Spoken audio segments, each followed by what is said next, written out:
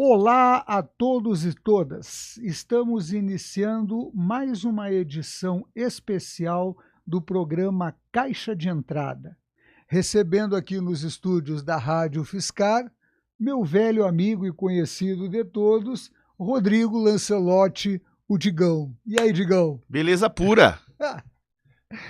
Bom, nós estamos aqui num bate-papo com o Digão, que é o seguinte: no Caixa de Entrada, a gente sempre dialoga com o pessoal que está lançando algum trabalho, ou tem um evento que está participando, alguma coisa assim.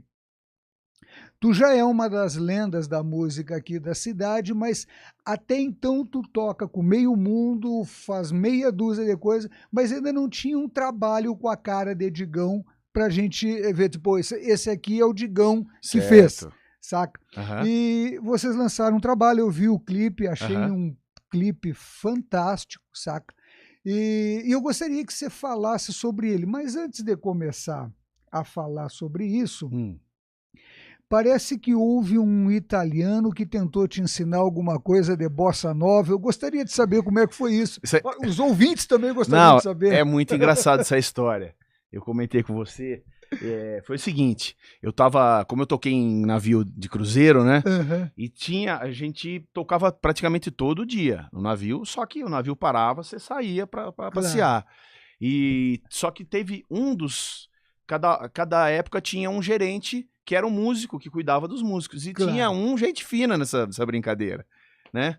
E ele dava uma folga pra galera, uma vez a cada cruzeiro, eu não lembro como é que era.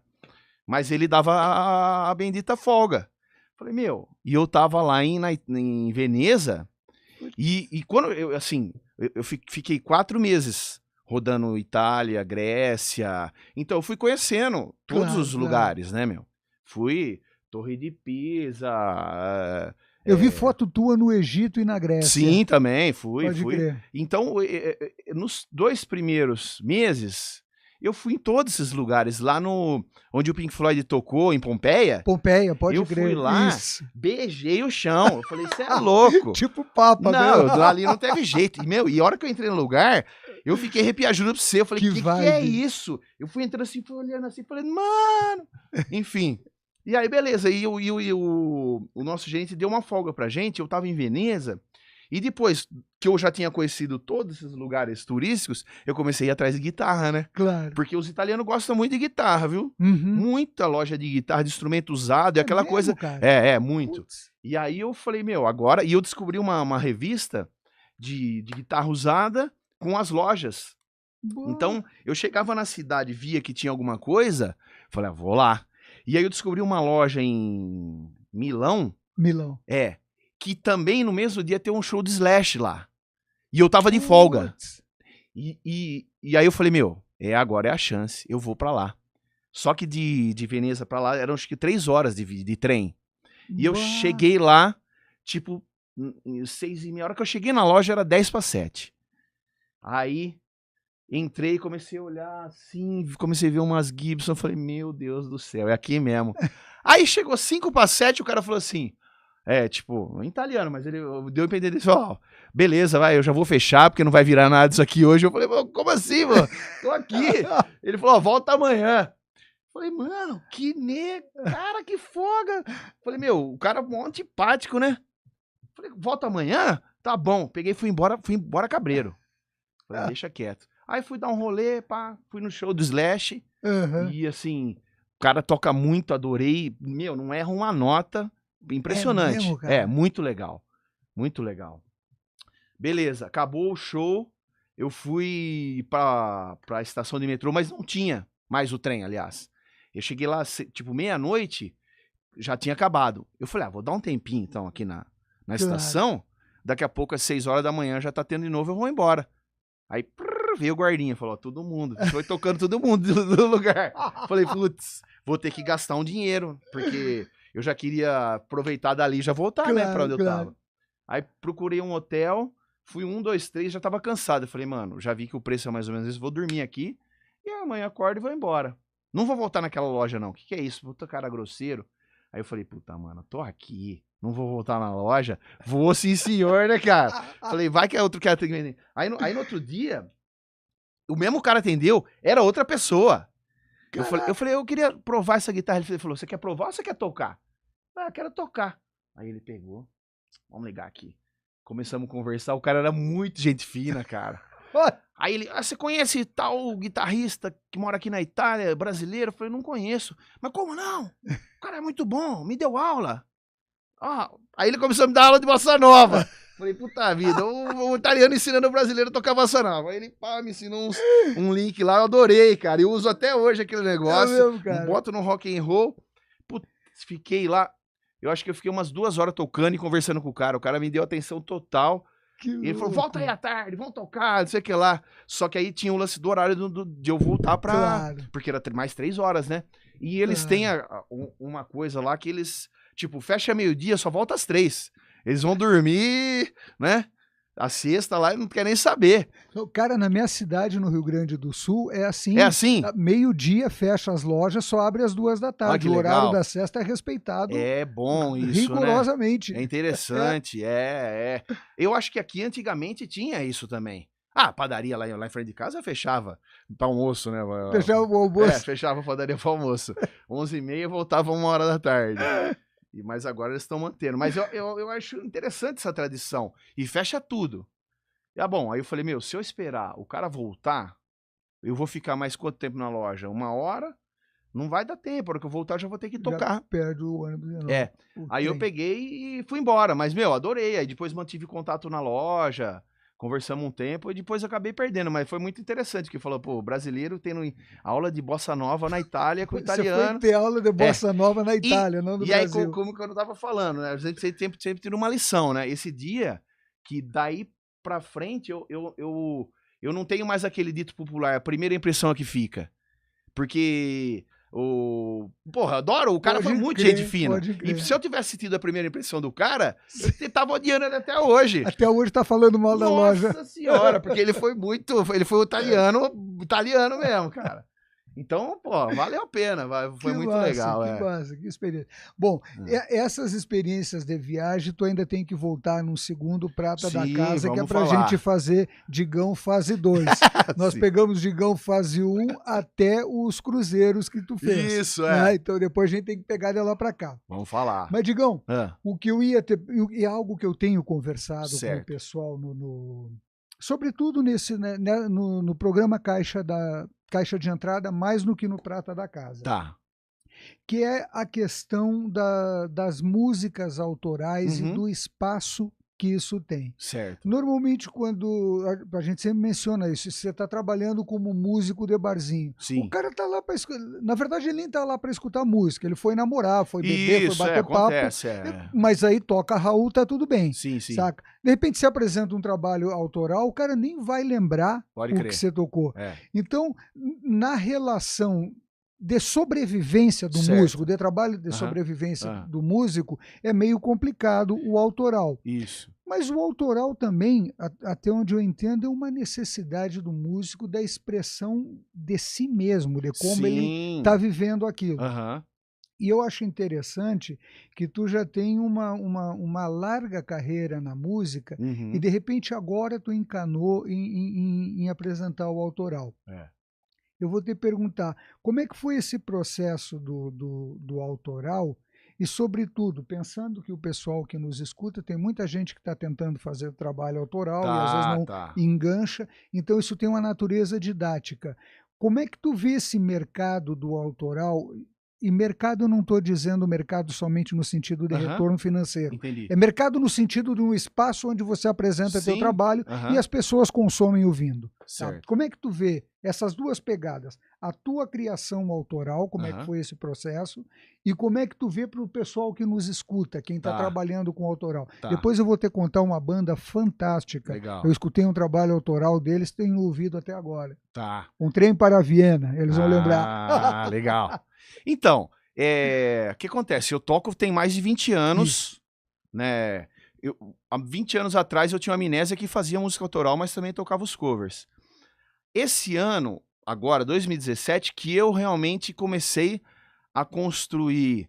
Aliás, tem música do disco que é de 20 anos atrás, que eu toquei, só que assim, eu tenho que dar um ponto muito positivo pro Marcos Carreri, que ele me ajudou muito nessa... Porque é aquela coisa da andorinha, se ele vai sozinho é difícil, né? Só que tem um que fala assim, vamos aí, então, tipo... É um cara que falou, mano, vamos aí. E ele me fez fazer e aconteceu as coisas. Porque ele é um cara ponta firme. Muito ponta firme. E eu tocava com o Rocha, tinha as músicas autorais também, só que eu tenho algumas músicas e as outras foram construídas de acordo com que ele falou assim, ó, vamos fazer, nós vamos fazer. Então, o que acontece?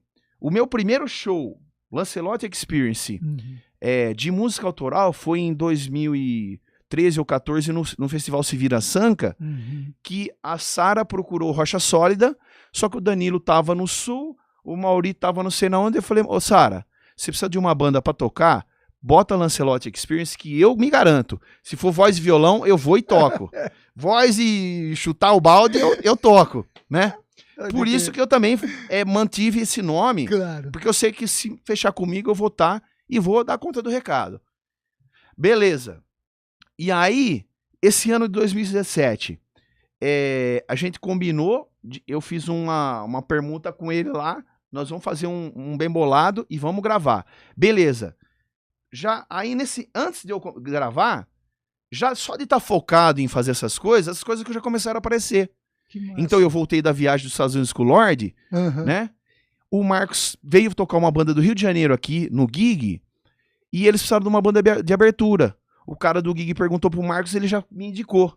E aí eu fiz a abertura lá da banda, que é uma moça loirinha lá, eu esqueci o nome agora. Eu lembro, um pessoal carioca. Isso. A moça é norte-americana, se eu não me equivoco. Isso, exatamente. Pessoal muito bom. Aí nós fizemos uma abertura.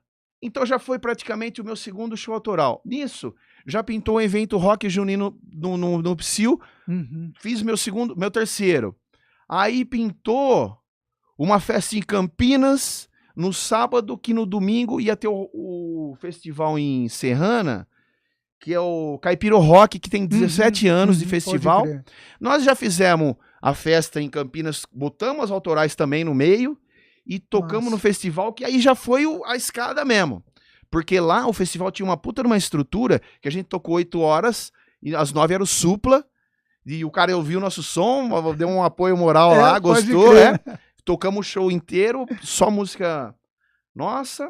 E depois veio o Rock Literal aqui. E domingo agora também nós tocamos no Sons Parabelinha, que foi o último som, também 100% autoral. Às vezes tem gente que vai esperando uma coisa e é outra, mas é a oportunidade que eu tenho de mostrar as músicas. Então, a princípio, pra galera que tá querendo fazer, faça. Porque se você tiver, o espaço vai aparecer. Se você não tiver, ele não vai aparecer, né? É mais ou menos isso. Então, quer dizer, pra quem não tinha nada até o ano passado, quer dizer, eu fiz um show que foi instrumental lá na coisa, mas foi um show que eu tinha 3 músicas e criei mais 2 pra tocar no festival, pra ter 5 pelo menos, né? Então, as coisas vão aparecendo. Estão aparecendo. E esse mês agora tem, mês que vem também. Em dezembro eu tenho um super evento que eu vou tocar, que eles me chamaram pra fechar, que é o Degusta em Sanca, que vai ser um evento de cerveja. Então, mano, que maravilha. Quer dizer, Claro. Eu mostrei a cara, a galera gostou. E eu falei pro Joe, Joe, mas não, é só as músicas, eu quero só as músicas. Eu falei, então aí eu assino embaixo. Então eu vou tocar as músicas do disco num evento que é... Porque assim, o lance do autoral rola muita coisa alternativa, né? Muito fundo de quintal, ou não sei o que lá, mas também rola coisa grande. Então, é importantíssimo. E o que eu tô gostando de fazer assim, eu já fiz música com outras pessoas também. No Rocha a gente fazia um rockão meio pesado mesmo, que tinha muito a ver. E esse tem a ver mesmo comigo, que vai do blues pesado. Mano, a gente beira o Motorhead mesmo, muita gente não vai gostar. Mas, cara, eu saí leve. Domingo eu saí, mano, 10 quilos mais magro, entendeu? Eu vi que alguma galera foi até embora. Eu falei, mano, tudo bem, desculpa aí, mas hoje eu tô tocando e toquei pra, assim, eu gostei muito, né? Cara, é interessante. eu uso a expressão mercado, até de repente alguém mais purista vai dizer, porra, o Ronaldão tá falando em capitalizar na música. Não, não é isso. Eu falo mercado como você criar um espaço onde as pessoas consomem aquele tipo de produto. Porque há uma relação entre o ouvinte e o músico de uma certa confiança. Você sabe que o cara vai tocar, você curte o que o cara faz. De repente o cara vai fazer uma coisa diferente que você não foi para escutar, mas aquilo cria o espaço. Aquilo permite. Acho isso muito interessante porque você educa pela música, né? A arte é uma forma de educação, né? Falando em arte, tem a ver uma coisa, por exemplo, quando eu fui no show do Nirvana em 90 e algo, o Kurt deu um maior espetáculo lá, né? Tocar as músicas ele não tocou. Só que eu fiquei assim, yeah! Mano, ele foi pra bateria, voltou a jogar tênis, sabe? Eu falei, mano, ele tá fazendo o que ele quer. Metade do público foi embora. E eu fiquei pirando. Claro. Porque eu falei, mano, eu tô aqui, eu tô vendo isso. Ele tá fazendo o que ele quer. E é a arte. Claro. Só porque ele não tá tocando guitarra, mas ele tá fazendo outra coisa. E ele tava lá, eu vi o cara que depois virou uma lenda, né? Sim. Só que eu achei espontâneo. Eu não tava fazendo forçado. E tocou, sim, lógico, tocou umas músicas. Mas depois ele foi pro baixo, outro foi pra bateria. Fizeram uma brincadeira num palco de um espetáculo. Lógico que às vezes a galera, pô, mas eu vim aqui pra cantar aquela música, bater palma. Sei lá, mano, foi outra coisa. E cara, não deixou de ser uma coisa legal. Você sabe que eu tenho uma imagem emblemática. Eu não fui assistir porque na época eu tinha 1 ano de idade, eu estava em Dom Pedrito e não estava lá, não é? Mas desde a adolescência, quando eu vi esse acontecimento, me chama a atenção. Bob Dylan, quando tocou Like a Rolling Stones a primeira vez, ele entrou com o pessoal do The Band, não era nem a formação total, mas os puristas viram guitarra elétrica, piraram das ideias, porque queria o cara tocando violão e gaita. Porra, a arte ela é um processo criativo, é um processo de diálogo do indivíduo com o seu tempo. Então, a guitarra elétrica era o contexto daquilo, não é? A falta de dar espaço à criatividade, eu acho que é uma coisa que limita muito o artista, e se tu vai lá para fazer única e exclusivamente aquilo que o outro pagou para ver, então você não está já diferenciando a arte de um produto comercial qualquer. Tem um doce muito legal lá no Rio Grande do Sul, que é o Mil Folhas. Você pode comer ele com doce de leite ou com, sei lá, creme de morango. Você paga, escolhe o que você quer e leva embora. Certo. A arte, a relação não me parece ser essa. Você vai lá porque você sabe que você tem uma relação com aquele artista e sabe que ele tem algo a dizer. Sim. Independente do invólucro, não sei o que você está acostumado. Né? Muito louco. Mas, cara, tu falou no Marquinhos, eu já entrevistei ele aqui, acho um puta de um cara, gente finíssima. Aliás, ele e o Bruno eu entrevistei aqui também. A gravação foi feita até na câmera do Bruno. Na época o Matuque não tinha tido a ideia ainda para a gente começar com a gravação. E o Marco é um cara assim, saca, muito ligadão, é um parceiraço, saca? Ele é um parceiraço. Te pergunto, esse trampo que vocês estão fazendo com o Psyll, ao mesmo tempo que você está trabalhando autoral, você também estão repassando canções que já são conhecidas, que você tocam. E essa parceria, o estúdio facilita isso? Estou te perguntando no seguinte sentido. Uma coisa é tu sentar com o teu violão, ter uma ideia e fazer uma canção. Sim. Outra coisa é isso contagiar um coletivo, grande ou pequeno, de músicos e você construir algo com outra proporção. Sim. Essa parceria aí, como está afetando a tua carreira nesses tempos? Então, antigamente eu fazia a música na base da guitarra, com o equipamento, com o pedal que me dava um efeito, e aí eu tô exemplificando no Rocha ou na Amnésia, né? Depois, aí eu conheci o Che, que é outro parceiro do Marcos, que é um cara que é produtor, etc. E ele é um cara também incentivador, né? Então ele incentivou o Marcos a gravar o disco e o Marcos me incentivou a gravar o meu disco. Então tá tudo ligado. E o Che fala, papel e caneta, música é papel e caneta. E aí eu comecei a trabalhar isso aí. Então, eu tô escrevendo bastante, e agora eu emprestei um violão da Mista aí, que acho que ficou de presente, ela não sabe. Mas tá o violãozinho lá em casa. Então, se eu acordar de madrugada, eu pego o violão, faço uma ideia, faço uma música. Inclusive, por exemplo, nesse disco são 9 músicas, né? E outro dia, eu saí de casa mal empolgadão que eu tinha feito uma música e fui mostrar pros meninos no Psyll, que eu desço de bicicleta, 5 quarteirões. Tá lá. Chego lá. Aí, o Marcos rock literal 300%. E o Thiago ensaiando com uma cantora. E eu falei, pô, vim aqui pra mostrar a música, cadê esses caras, velho? E era uma balada.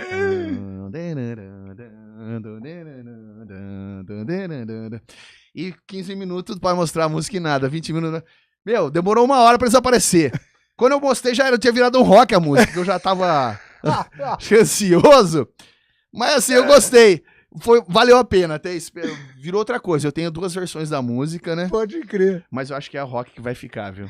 Digão, e essa também é uma pergunta que comumente eu faço para o pessoal, sempre nessa perspectiva de alguém que está escutando vai ter um insight com isso. Sim, sim. Tá? Como é que são os teus processos criativos? Você falou, você acorda de noite e pega o violão. Como é que pinta as ideias? Você está dando uma banda ou você para pensar? Ou tem assuntos que tu acha interessante e fica pensando? Cara, várias coisas. Quando eu ia pra Bahia e ficava andando sozinho na beira do mar, mas vem muita coisa na cabeça. É música que ela começa a aparecer. Ritmo, sabe? Eu trabalho muito com ritmo. Claro. E aí aparece lá um ritmo, aí um baixo, não sei o que lá. Aí eu gravava aqui no celular, né? Isso aí acontece. Às vezes em sonho, às vezes eu sonho com uma frase, às vezes eu sonho com um projeto até de banda. Que louco. Eu até vou falar, agora eu ia esperar o ano que vem, mas outro dia eu sonhei com um projeto que era o seguinte, veio na cabeça, vem assim a palavra, Acoustic Ladyland. Porque tem o Jimi Hendrix, Electric Ladyland, claro. Que é o álbum. Isso. Só que a maioria das pessoas, assim, né, que conhece o Hendrix tacando fogo na guitarra, aquela sua outra pessoa. Só que as músicas, canções dos discos dele, que são maravilhosas, dos 3 primeiros, isso. Eu falei, eu vou fazer um projeto acústico, só tocando as baladas do Hendrix, as músicas bonitas. E vai chamar Acoustic Ladyland. Pô, que massa. Não é interessante? Aí já pensei, pode crer. Baixo acústico, violão, piano, uma coisa totalmente diferente. É um projeto que eu tenho pro ano que vem. Claro. Já convidei uma cantora, porque eu acho que também vai cair bem, vai ser interessante. Que massa, agora, voltando no processo criativo. Então, vamos pegar as músicas desse disco. A primeira, que é o meu primeiro blues, foi uma poesia que eu fiz, né? Eu fiz a poesia que fala... É uma poesia de amor, né? Te levaria ao mundo, te plantaria cores, ficaria mudo, seria o teu divã. É uma coisa, assim, uma declaração, né? Massa. E eu tinha feito essa poesia tem uns 2, 3 anos, sei lá. Alguma crise que eu tive com a namorada e escrevi as coisas bonitas pra ela. Aí, todo mundo, nossa, você precisa fazer a música. Só que acontece o seguinte, ela era uma balada, depois ela virou outra. Aliás, na época eu tinha tocado com o Paulo Miklos. Pode crer. Eu fiz uns 2, 3 shows com ele. E eu imaginei ela na voz dele. E ela era uma outra música. Ela era uma musiquinha, quase um reggae. Pensado pra ele, tá? Eu pensei pra ele. Eu pensei pra ele cantando. Eu escrevi a poesia, mas pensei pra ele cantando. Inclusive a produtora, nossa, adorou a música, mas ninguém... Porque o refrão dela sempre existe alguém atento que te quer. E aí a produtora falou, mas cadê esse atento que tá me querendo? Tal, brincou, né? Eu ia falar, falou, querida, dá uma forcinha aí, mostra pro Paulo Miklos essa música. Tal. Mas me mantive, porque eu não tinha feito a música ainda. Claro. E aí depois fiz uma outra coisa, e no final virou um blues. Porque ela chama meu primeiro blues. Ela virou um blues pesadão, que a Jazz ainda fala, isso é heavy metal, não é blues? Enfim, pra mim é um blues. É o blues do meu estilo. E aí virou isso. Então, essa veio de uma poesia que se transformou numa outra coisa, que virou essa música pesadona. Uma música que chama Hendrix, eu fiz um riff 10, 20 anos atrás, baseamos em cima do riff. Eu tenho uma música que chama Elefantinho. Nesse disco, foram tudo criado, eu acho que praticamente mais na guitarra, na base de fazer um riff e vir atrás. Tem uma que se chama Cogumelo Voador, que é uma letra do meu irmão, que eu tinha feito um ritmo há 20 anos atrás também, e acabou virando uma balada, porque um amigo meu na internet falou, mas você canta tudo igual, cara, muda isso aí. Ficou na minha cabeça, né? Falei, puta, eu vou ter que mudar a melodia dessa música, né? E aí um dia andando de bicicleta, também com a mista, andando, depois de 2 horas, veio uma balada na minha cabeça. E aí eu consegui encaixar a letra dela nessa balada. E aí virou isso. Então, a base desse disco, não foi muita coisa assim, muito pensada, isso vai ser assim, isso vai ser assado. Não, foi meio que tocando e saindo. Claro. E a gravação também foi isso. Nós fomos lá no estúdio e em um dia nós gravamos o disco. É uma coisa punk rock mesmo, tipo, ao vivo, vamos aí, pau na jaca. E o Xé, que é o incentivador, ele falava assim, ó, vai, próxima. Eu falei, ou ele tá gostando realmente, ele falou, mano, quero que esses caras vão embora daqui da minha casa. Deixa eu jantar, pô. Né? E próxima. Então, a maioria das músicas no disco são tudo o primeiro take. Uma ou outra que foi um segundo, mas no máximo foram 2 takes. E assim saiu. Mas é o que eu tava te falando. É a oportunidade que eu tô tendo, é agora que eu vou mostrar a cara. Claro. E se mais pra frente tiver outra oportunidade, não, vamos gravar separado, vamos pensar direitinho, arranjo. Também, sou a favor, né? Mas eu precisava fazer um primeiro pra pensar no segundo. E que nem essa música que eu fiz e desci pra mostrar pros meninos, já tá pronta. Eu tenho umas outras e tem muito mais cantada, porque esse disco, a maioria é instrumental, né? Claro. Acho que são 6 ou 7 instrumentais. E, na verdade, eram 7 instrumentais e 3 cantadas, só que uma, como emenda com o Cogumelo Voador, acabou virando uma só de 8 minutos. Mas ela, na verdade, seriam 10 músicas no disco. Tu tá falando de como vocês gravaram, e eu me lembrei aqui, no Monterey Pop Festival, o Albert Grossman, que à época era gerente da carreira do Dylan, escutou a Janis Joplin e pirou. Enfiou eles dentro de um estúdio com o Big Brother and the Holding Company. Eles ficaram 1 ano para gravar o Cheap Tricks e deu, quer dizer, quase 1 ano. Certo. Deu uma bruta de um desacerto, ela acabou tendo uma outra banda e ele parou, saca? E, sei lá, talvez por falta desse incentivo, né, cara? Grava o que tá na tua cabeça e depois a gente vai arredondar e vai organizar isso. Porque é complicado, né, meu? Você vai esperar construir uma casa, já... Não, mano, faz a edícula ali, depois você já tem o terreno, faz a edícula, entra dentro, depois você vê. Não é? Muito bom. Digão, bueno, eu ia te perguntar pelos próximos projetos, mas você já falou um projeto que eu fiquei mais afinzaço, saca? Hendrix acústico, eu vou ter que dizer uma coisa, não dá pra morrer sem ouvir. Não, é impossível. A ideia é muito boa. Pode crer. Eu vou sem pressa, porque agora eu tô trabalhando o Lancelot Experience, né? Que a gente até tava na dúvida do nome, mas assim, eu recebi alguns conselhos e tal, né? Falou assim, não, cara, agora que você tá com o nome, já apareceu, mantém, porque nem eu vou tocar na Bahia, os caras, e esse Lancelot Experience, o que é isso aí? Falei, é a minha banda, eu vou tocar não sei na onde, então, né, eu mantive o nome e é isso, agora é trabalhar esse disco, ensaiar um pouco mais, os shows estão pintando e as músicas novas que também estão aparecendo. E, lógico, já que todo mundo dá opinião, eu vou opinar também. Certo. Cara, não muda Lancelot Experience nem a pau. Então, esse é o nome. Vai, tá vendo? Ainda mais se tu vai fazer uma versão do Hendrix, Experience é a palavra ponte. Exatamente. Saca? Não tem como tirar isso. Cria outro, então. Sei lá. Lancelot concreto, faça outra coisa, mas esse não pode mudar. Projetos, experiências, e tem isso também. Outro dia, uma vez, o Gustavo, cantor do Homem com Asas, me chamou pra fazer um som com eles.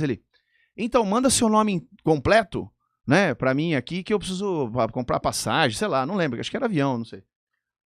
Rodrigo Lancelotti. Não, mas manda completo. Rodrigo Lancelotti. Mas o seu nome completo, eu tive que tirar foto do RG e mandar pra ele. Rodrigo Lancelotti.